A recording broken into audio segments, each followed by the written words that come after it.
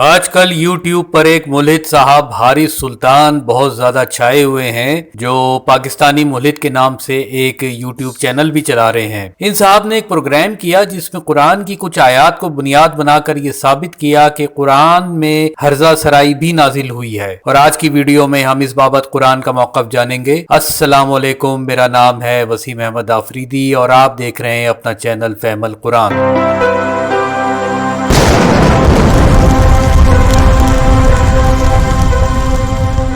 ملحدین کے حوالے سے میں ایک پروگرام پہلے بھی اپلوڈ کر چکا ہوں، جسے دیکھنے کے لیے آپ اوپر دیے گئے لنک پر کلک کر کے ویڈیو دیکھ سکتے ہیں۔ اور آج ہم بات کریں گے ملحدین کی طرف سے منتخب شدہ چند آیات جن میں ان کے مطابق اللہ تعالیٰ نے نامناسب زبان استعمال کی ہے۔ سب سے پہلے سورہ البقرہ کی آیت نمبر 65، جس کے مطابق اللہ تعالیٰ نے سبت کا قانون توڑنے والوں کو بندر کہا ہے۔ اس مقام پر ایک لفظ قرادتن بھی استعمال ہوا ہے، جس کا عربی میں ایک مطلب ہلکی زبان والا بھی ہوتا ہے، یعنی ایک ایسا شخص جس کی زبان کا کوئی بھروسہ نہیں ہے۔ پورے قرآن میں یہودی بن جانے والوں کا جو امیج بن رہا ہے تو وہ یہی ہے کہ ان لوگوں نے اپنی زبان کا کبھی پاس نہ رکھا۔ اسی طرح اگلا لفظ خاسئین ہے، جس کا ایک مطلب بے وقت ہونا بھی ہے، یعنی جو شخص اپنی زبان کا پاس نہ رکھے تو ایک وقت آتا ہے کہ اس کی حیثیت دوسروں کی نظروں میں گر جاتی ہے۔ اگلی آیت سورہ المائدہ کی آیت نمبر 60 ہے۔ خنزیر کا ایک مطلب متکبر یعنی غرور کرنے والا بھی ہوتا ہے۔ لفظ لان یا پھر لعنت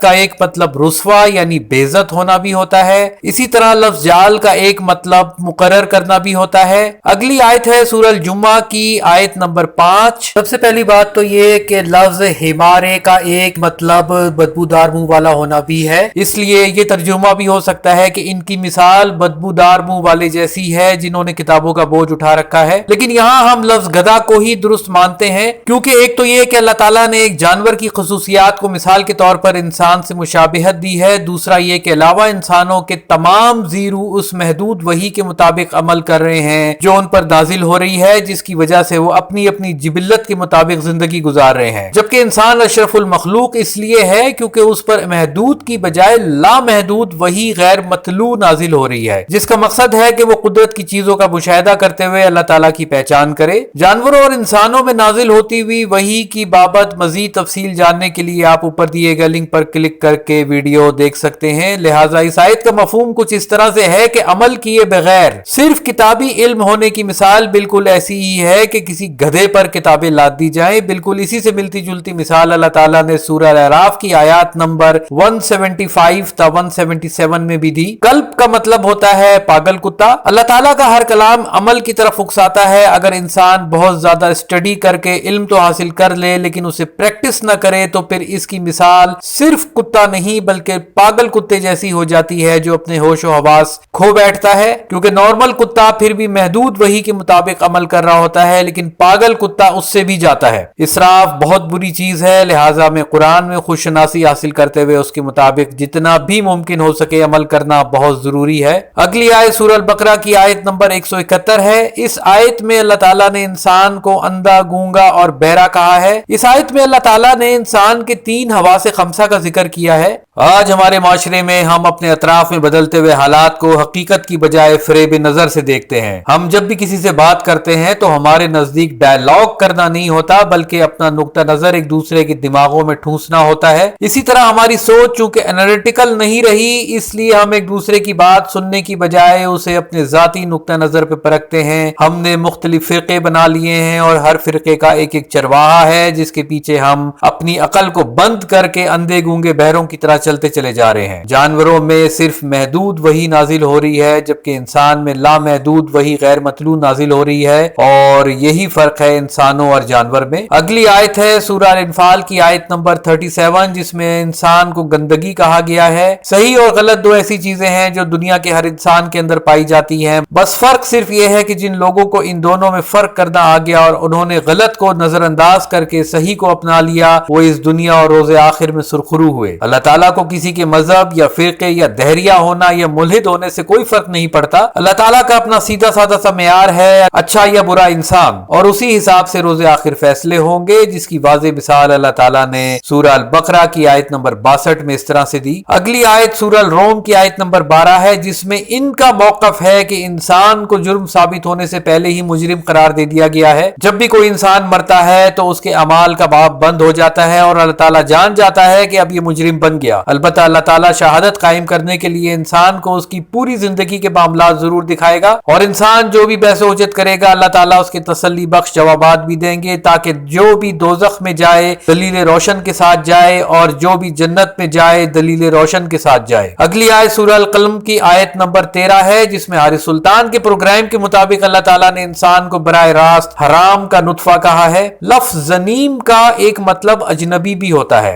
यानी एक ऐसा शख्स जो किसी अनजान जगह पर आ गया है और उसे ना तो रास्तों का इल्म है, ना ही वो उस मखसूस जगह के बारे में कुछ जानता है। दुनिया के किसी भी सख्त मिजाज इंसान का ये अलमिया है कि वो जिंदगी की राहों की असलियत को एनालिटिकल नजरों से देखने की बजाय अपने उस नुक्ते नजर से देखता है जहां सिर्फ उसका जाती फायदा हो रहा हो। इस तरह के लोगों को इस बात से कोई गर्ज नहीं होती कि उनकी वजह से दूसरे लोग कितनी तकलीफ में हैं, बस उन्हें अपनी जाती नफसानी ख्वाहिशात की तकमील करनी होती है। इस तरह के लोग किसी किस्म के रिश्तों को निभा ही नहीं सकते, भले वो इनकी औलाद ही क्यों ना हो, क्योंकि वो अपनी दौलत पर ही भरोसा करते रहते हैं। इस तरह के लोगों के लिए दुनिया और उसकी जिंदगी अजनबी होती है, यहां तक कि वो अपनी उम्र के आखिरी हिस्सों में भी बहुत कुछ जानने के बावजूद कुछ नहीं जानते। अब ये तो थे एक मुल्हिद के कुरान के अंदाजे बयां पे एतराजात और उनके मुनासिब जवाब, लेकिन इस मुकाम पर एक सवाल पैदा होता है कि आखिर ऐसा कब हो गया कि मौजूदा राजुल वक्त कुरान के तर्जुमों में इस तरह के तर्जुमे किए गए हैं जिसके बाद किसी भी शख्स को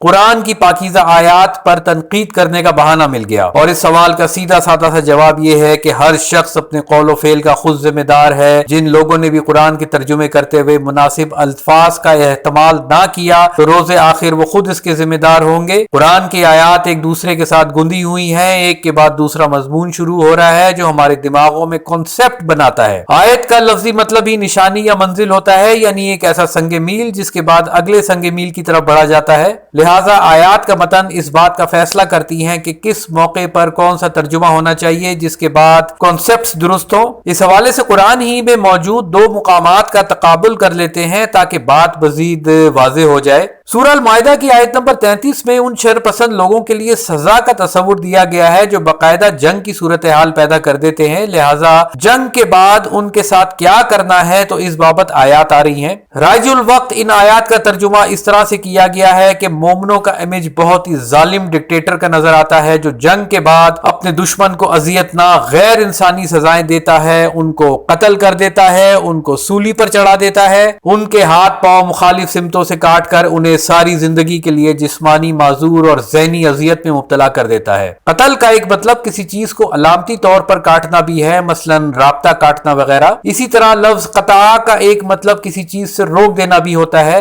और सल्ब का एक मतलब किसी चीज का सख्त होना भी होता है। किसी भी जंग के बाद हारने वाले दुश्मन में कुछ तो लोग कैदी बना लिए जाते हैं और कुछ भागकर अपनी जानें बचाकर दोबारा से मुनज़्ज़म होकर गोरीला हमले करते हैं ताकि शर फैलता रहे। तो इस मुकाम पर तर्जुमा कुछ यूं बनेगा, बिलाशुबा सजा उन लोगों की जो जंग करते हैं अल्लाह और उसके रसूल से और कोशिश करते हैं जमीन में फसाद बर्पा करने की, ये है कि इनसे राब्ता कट कर दिया जाए क्योंकि ये मुज़ाकरात के काबिल नहीं है और इनके मामलात में सख्त रहा जाए। इसके अलावा इनके हाथ पांव को मुखालिफ सिमतों से रोक दिया जाए, यानी कमजोर होने के बावजूद अगर उनमें कुछ बागी कहीं छुप जाएं और वक्तन फवक्तन शोरिश की कोशिश करें तो इनके हाथ पांव हर जानिब से रोके जाएं या फिर जलावतन कर दिए जाएं, यानी भागे हुए बागियों में किसी सूरत भलाई का कोई सबब नजर ना आ रहा हो तो बिलाखिर इन्हें काबू करके जलावतन कर दिया जाए। इसके बाद आयत नंबर 34 में अल्लाह ताला ने फरमाया कि अगर बागियों के खिलाफ कार्रवाई के दौरान इन्हें अकल आ जाए और काबू होने से पहले वो तौबा करते हुए सरेंडर कर दें तो अल्लाह ताला भी गफूर रहीम है।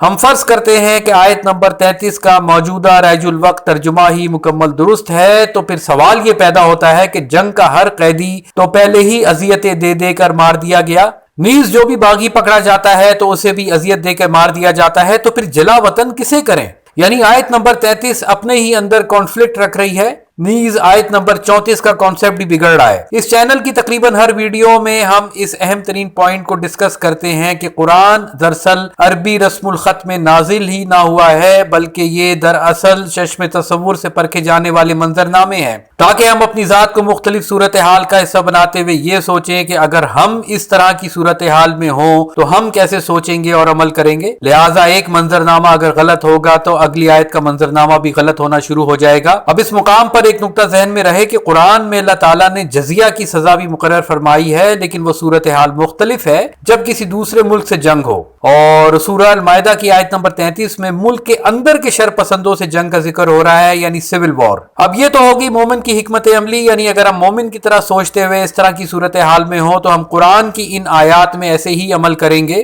बिलफर्ज हम जालिम जाबिर डिक्टेटर हो तो उसके लिए सूरह ताहा की आयत नंबर 71 पेश खिदमत है। अब इस मुकाम पर एक जालिम डिक्टेटर फिरौन का जिक्र हो रहा है जिससे जुल्म की किसी भी हद की तवक्को की जा सकती है। तो अब यहाँ ये तर्जुमा बिल्कुल दुरुस्त होगा। हम सब जानते हैं कि अरबी में एक ही लफ्ज के कई मतलब होते हैं, लेकिन हर जगह अगर एक ही मतलब लिख दिया जाए तो चश्मे तसव्वुर में बनने वाले मंजरनामे भी बिगड़ना शुरू हो जाएंगे। कॉन्सेप्ट क्लियर होने की मिसाल कुछ इस तरह से है कि एक लफ्ज है मुसलमान, और कुरान में मुसलमान का कॉन्सेप्ट कुछ और है, जबकि मजहब में मुसलमान का कॉन्सेप्ट बिल्कुल मुख्तलिफ है। आज पूरी दुनिया में मुसलमान इल्म के हर मैदान में ना सिर्फ बहुत पीछे हैं बल्कि पोटेंशियली या प्रैक्टिकली दहशतगर्द इसी वजह से बन गए हैं क्योंकि हमने लफ्ज मुसलमान के कुरान के कॉन्सेप्ट को रद्द करके मजहब के कॉन्सेप्ट को पकड़ लिया है। मुल्हिदीन भी इसी वजह से वजूद में आए हैं क्योंकि ये लोग मजहब में मौजूद गलत कॉन्सेप्ट से इनकार करते हैं। अलबत्ता ये जरूर है कि ये लोग कुरान ही के गलत तर्जुमे पढ़कर तहकीक किए बगैर आयात को तनकीद का निशाना बनाते हैं। नीज ये भी जहन में रहे कि मुल्हिद होना भी एक मजहब ही है, क्योंकि हर मजहब या फिरका कुछ मखसूस स्टीरियोटाइप बातें ही करता है और दूसरों के मजहब या फिरके को तनकीद का निशाना बनाता है, और यही मामला मुल्हिदीन के साथ भी है।